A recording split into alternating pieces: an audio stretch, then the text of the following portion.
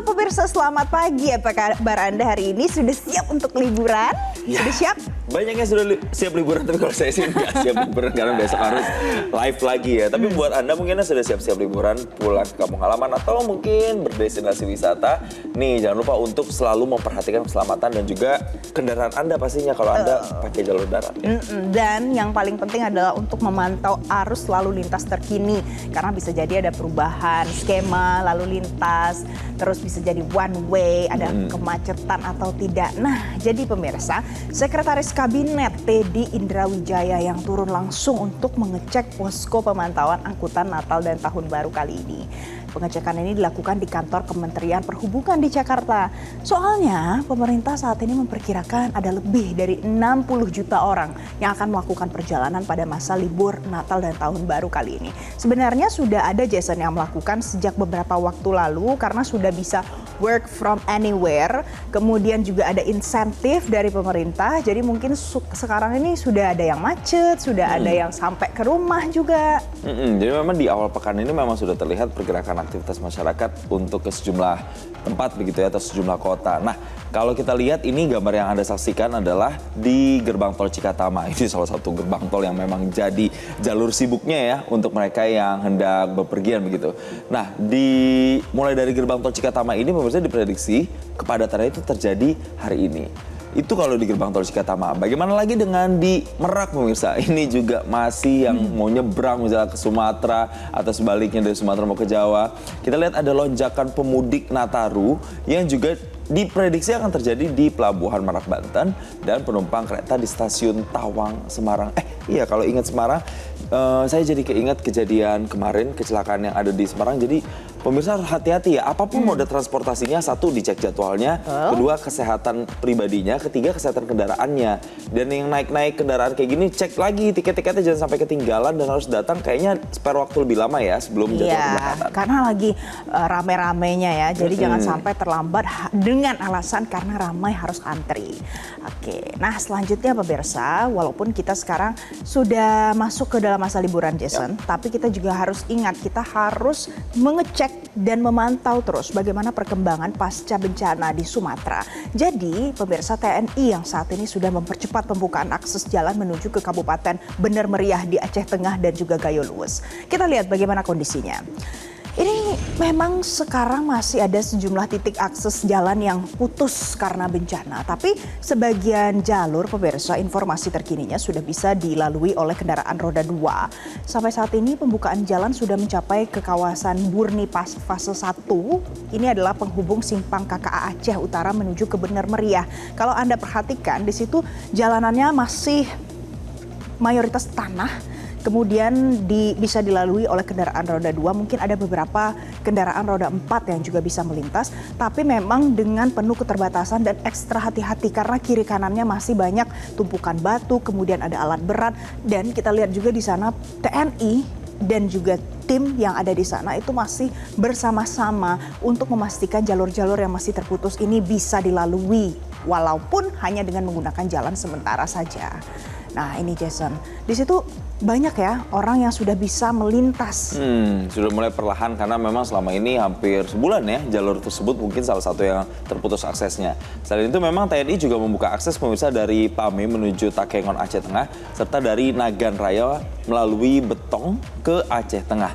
Nah, kalau melihat denahnya pemirsa untuk menuju ke Gayo Luwes ada pembukaan jalur yang dilakukan dari Aceh Barat Daya melalui Babahrot. Nah, kalau melihat lagi di jalur Biren, Lok Sumawe hingga Medan, pembangunan jembatan Beli ini informasinya yang kami dapatkan itu sudah mencapai 75%. Artinya memang sudah sebulan pasca bencana ini kurang lebih ya berbagai akses yang saat ini tertutup itu sudah mulai dibuka dan semoga bantuan-bantuan akses mobilitas masyarakat itu bisa segera lancar lagi ya dan perlahan pulih. Oke, masih kita lihat pemirsa. Jadi ada petugas pemadam kebakaran di Kota Cimahi yang membantu untuk mengambil rapor siswa lagi loh Jason. Ini kita lihat ya, ada yang menggunakan seragam berwarna biru, ada yang menggunakan jaket dengan tulisan Damkar. Jadi, petugas pemadam kebakaran inilah yang mengambil rapor seorang siswa di sebuah sekolah pada saat pembagian rapor di SMK Negeri 1 Cimahi, Jawa Barat. Ada 2 orang petugas damkar yang hadir untuk mewakili orang tua siswi yang sedang berhalangan hadir karena alasan pekerjaan. Nah, jadi permintaan itu disampaikan melalui pesan media sosial dan sudah melalui proses konfirmasi. Akhirnya, petugas pemadam kebakaran ini datang untuk mewakili orang tuanya, jadi sebagai wali murid gitu. Dan tentunya aksi ini mendapatkan respon positif dari pihak sekolah dan juga warganet karena dinilai petugas damkar ini penuh empati dan kepedulian sosial. Pihak damkar juga menegaskan bantuan ini merupakan bagian pemirsa dari pelayanan kemanusiaan kepada masyarakat. Ya, tapi walaupun ini bagian dari pelayanan masyarakat, saya sih merasanya bahwa kalau rapot seperti ini, kalau orang tuanya nggak bisa, mungkin keluarga yang lain juga bisa juga pemadam ya. kebakaran lah ya. Iya. Soalnya pemadam kebakaran punya tugas lain ya. Betul, tugas utama yang lain, walaupun kita memuji ya apa yang sudah dilakukan. Kita akan sama-sama mendengarkan kembali pemirsa pernyataan dari siswi yang diambilkan raportnya Delvina berikut ini pemirsa. Kebetulan orang tua saya lagi ada kesibukan yang mungkin tidak bisa hadir untuk mengambilkan saya rapor. Awalnya tuh lihat di TikTok gitu, karena kan apa-apa ke damkar gitu. Jadi ya udah teman saya tadi tiba-tiba coba aja ke damkar, tadinya kami mau ke Gojek. Jadi ya udah ke damkar aja. Kita dicek dulu, terus kita konfirmasi ke orang tuanya apakah betul laporannya bahwa anaknya nggak bisa diambil lapornya atau gimana gitu. Kita pasti kecek dulu. Takut-takut kan ada, takut-takut kan anaknya gimana gitulah, nakal gitu kak. Kita nggak tahu kayak gitu kan. Tapi ketika tadi telepon ke orang tuanya emang nggak bisa ngambil gitu. Oke, kalau gitu kita ucapkan terima kasih ya untuk Bapak pemadam kebakaran yang satu tadi. Tugasnya makin banyak ya. Nah, kalau yang satu ini nih bingung. Nah, soalnya ada ribut lagi pemirsa antara juru parkir jukir dengan 2 perempuan yang diduga adalah pegawai mal, dan ini terjadi di Kota Bogor, Jawa Barat hari Sabtu lalu. Kita lihat dulu. Pak. Iya video apa? Itu lu video. Ya udah makanya. Ngapain kayak gitu? Main tangan. Gak mau. Minta maaf Pak susahnya. Minta maaf Pak. Orang lagi makan kayak gitu tahu gak? Ya pemirsa, peristiwa ini terekam di video dan viral di media sosial, kemudian menarik perhatian publik. Nah, menurut Kanit Reskrim Polsek Bogor Tengah, Ibda Budi Kurniawan, katanya keributan ini terjadi karena juru parkir berinisial B ini menendang tanah di area parkir. Dan aksi tersebut menyebabkan ada cipratan air jadi mengenai seorang perempuan yang sedang membeli makanan di sekitar lokasi.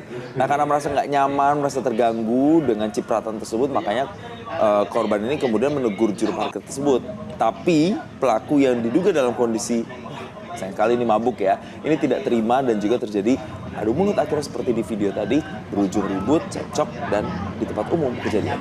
Oke, jadi satu, janganlah ya mengonsumsi alkohol apalagi di siang bolong, malam aja nggak boleh apalagi siang bolong. Nah, yang kedua, kalau terjadi sesuatu ya jangan direkam, harus dengan kepala dingin, Jason, jangan marah-marah. Makanya ini sampai terjadi cekcok seperti ini, kita akan dengarkan apa yang disampaikan oleh Kanit Reskrim Polsek Bogor Tengah Ibda Budi Kurniawan berikut ini. Karena pelaku dalam kondisi mabuk, sehingga yang bersangkutan sepertinya tidak terima atas teguran dari 2 orang perempuan tersebut, sehingga terjadi keributan.